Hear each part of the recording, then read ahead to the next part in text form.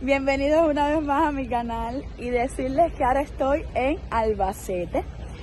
Ahora mismo voy a comenzar un tour por toda la ciudad con un grupo de viaje que bueno, aún están preguntando en la empresa si voy a poder postearlos y decirles el nombre, o bueno, si no puedo, pues no pasa nada. Ustedes igual me van a acompañar en este tour por la ciudad. Así que miren, comenzamos.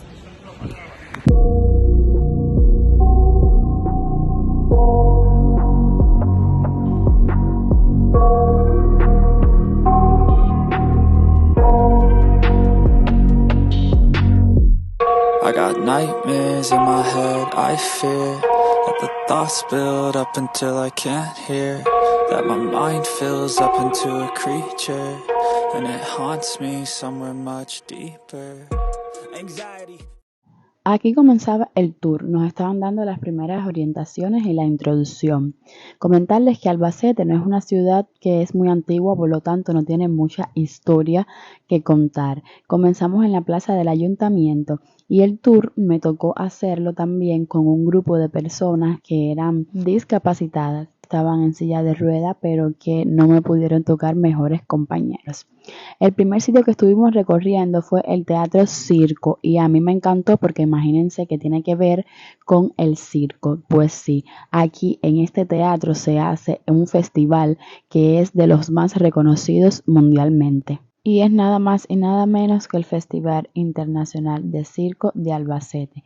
Este teatro tiene diferentes curiosidades que no podemos dejar pasar, como es que es el teatro circo con doble funcionalidad más antiguo del mundo, que cuenta con un aforo de casi 1000 localidades y 8 de ellas son para personas minusválidas. Se creó en 1887 y ha sufrido varias remodelaciones.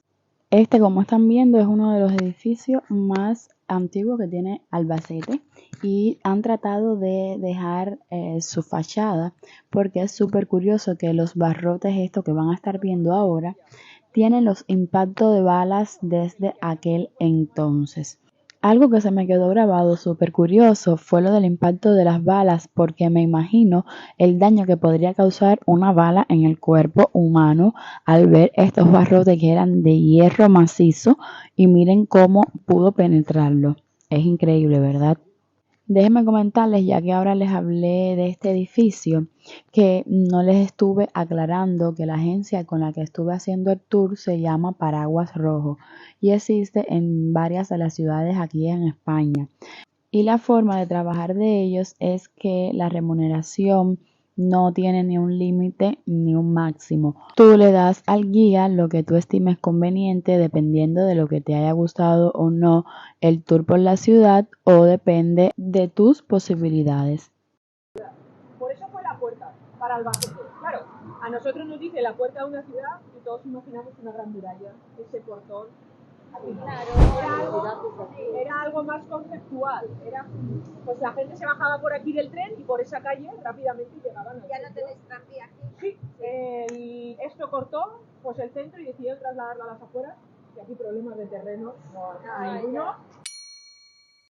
Ya aquí nos encontramos en el Parque Lineal de Albacete, que es un alargado parque urbano con forma de línea recta de más de 3 kilómetros de longitud situado en la ciudad. No nos adentramos en él porque acto seguido seguimos para la Plaza del Altozano, que es del tiempo de la época medieval como el resto del centro histórico, pero es una plaza bastante bonita y ahí concurren diferentes comercios y cosas importantes de la ciudad.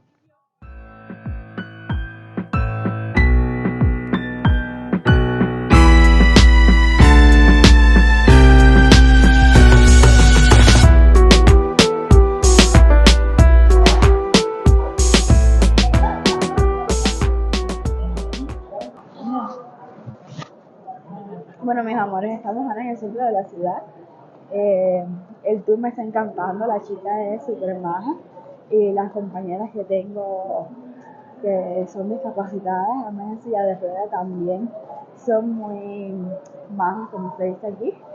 Y la verdad que está siendo muy interesante. Este señor, aparte de alcalde, era terrateniente y tenía aquí una pequeña casita. Se crea en 1925, o sea que estamos a nada de cumplir el siglo, y es una estructura súper ecléctica. Mezcla dos de los estilos que estaban a la moda en ese momento. Por un lado, sí.